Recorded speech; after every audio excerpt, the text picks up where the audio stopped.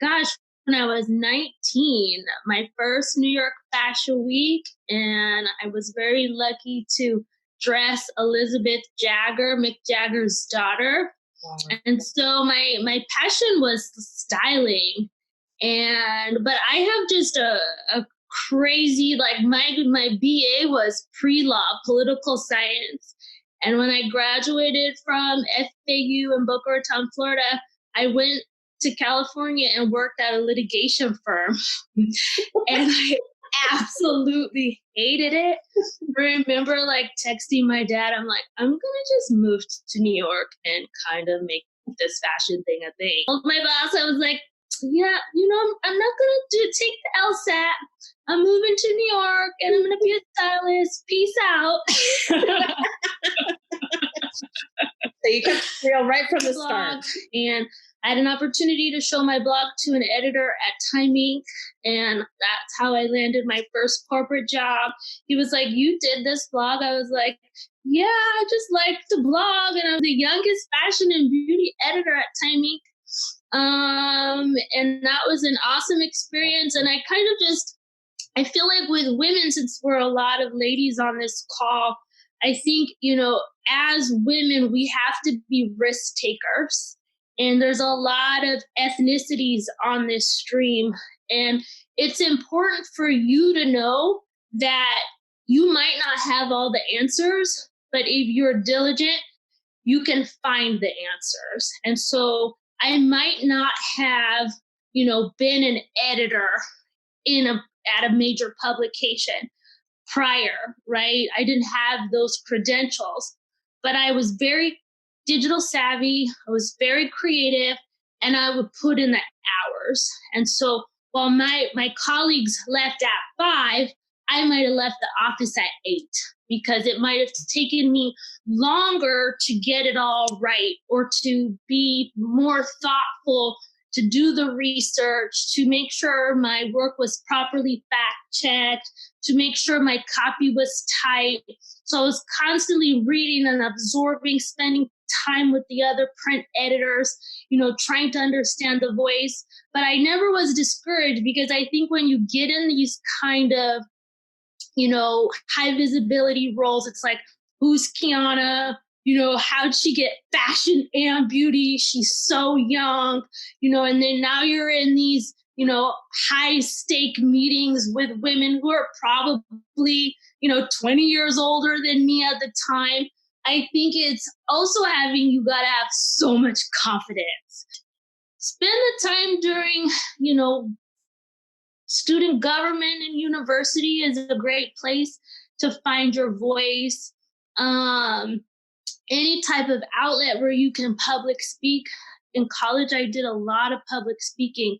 And so that also helped prepare me to do these type of big presentations because I was already comfortable speaking in front of a lot of people.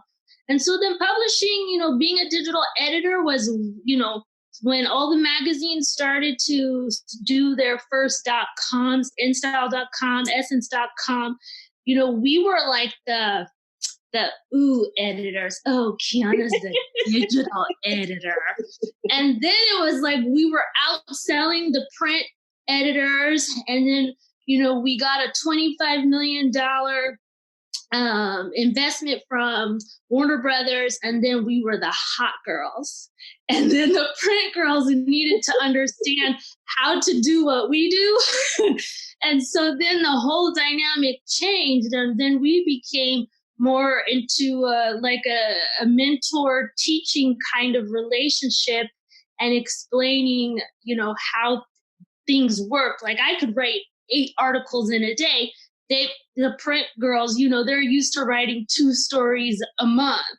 And so, that real time speed, like I could blog and crank blogs out just because, I always say I'm like the Matrix, like I could go all in. But so, the being in this time, your generation is like super digital.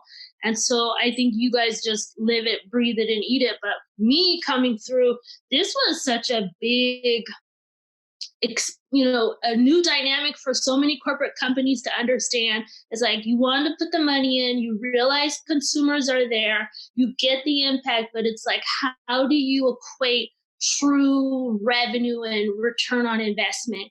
And I think being part of that bubble and trying to figure out, how to equate real dollars, what content is worth, because when you're turning out thousands of pieces of content, their high quality content, of course, costs, right? But then you can also turn out content that just feels good, right? There are mobile phone moments that just also can do it for you too. So then it's like balancing that balancing act from having like a high production. If you think about, I was always inspired by, Vogue and the Herberts and the Stephen Meisels of the world.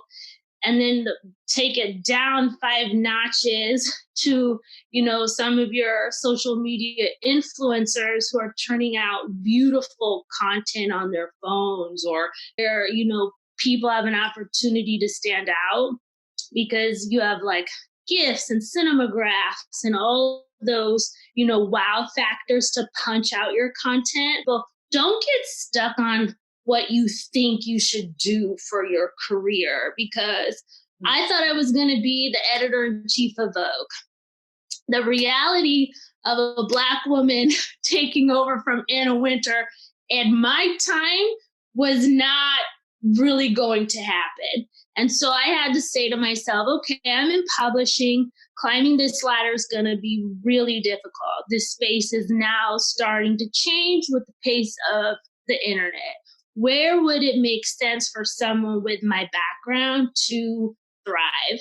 And I went into retail, and I went to help reposition the Nordstrom blog. And I chose Nordstrom particularly just because people underestimate the power of Nordstrom. They have the same brand matrix as like Saks or Neiman's, but they don't get the same fashion credit. Let me move to Seattle, take all my New York contacts, and like shake this Nordstrom blog up.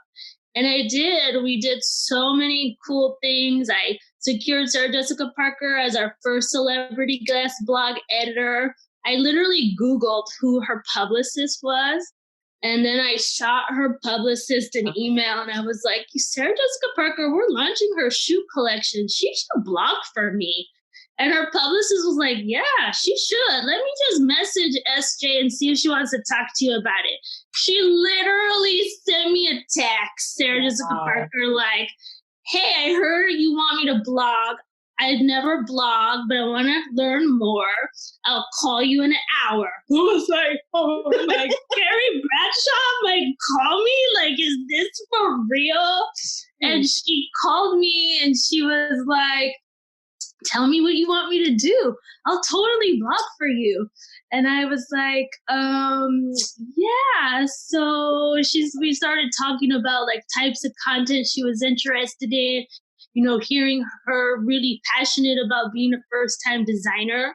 And she's like, I don't really have time to do the writing, but I could call you once a week. We can have conversations, and you could package the content for me, and I'll review it.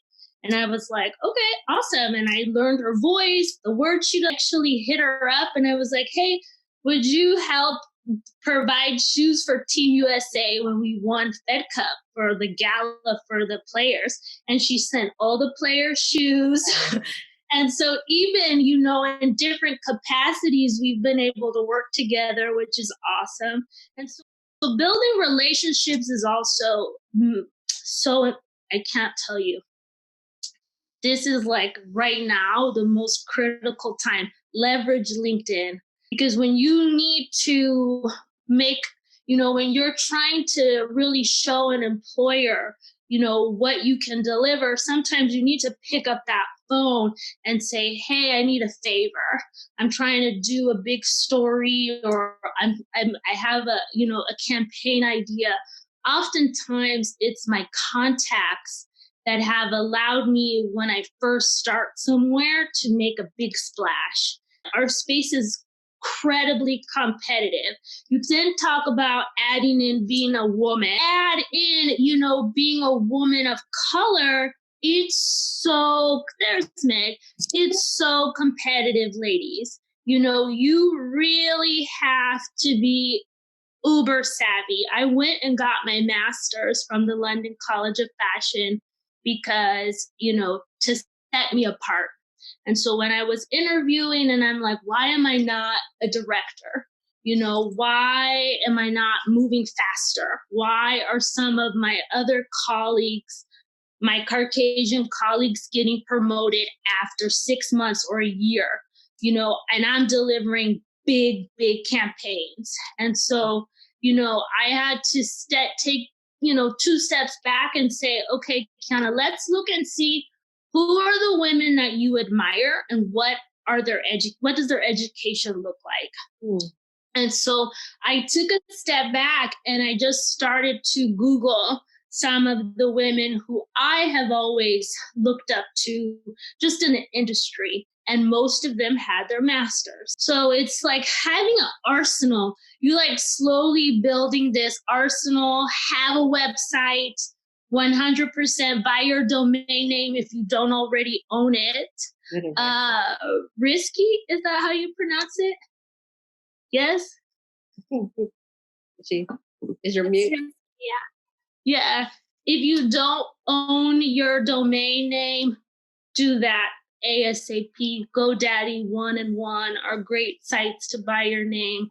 Start putting your work, developing a portfolio, because that's another thing, only you as a creator, as a digital marketer can show what you're capable of. It's one thing to come in and sell it, but then it's another thing to show the receipt. You have the Council of Fashion Designers of America. You have the, Association of National Advertisers. You have socialmedia.org.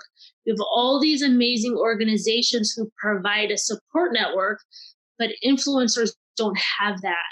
And it always bothered me, being someone who negotiated deals and contracted influencers, that me on the brand side had so many more resources. Have these conversations like, oh, Qianna, the algorithm's changing 2018 and my content's tanking. So many creators, we would be at dinner and people would be asking me like, what are you doing at the US Open? I see you guys growing like crazy. Well, yeah, I was just at an Instagram session, where they told us how to pivot and change.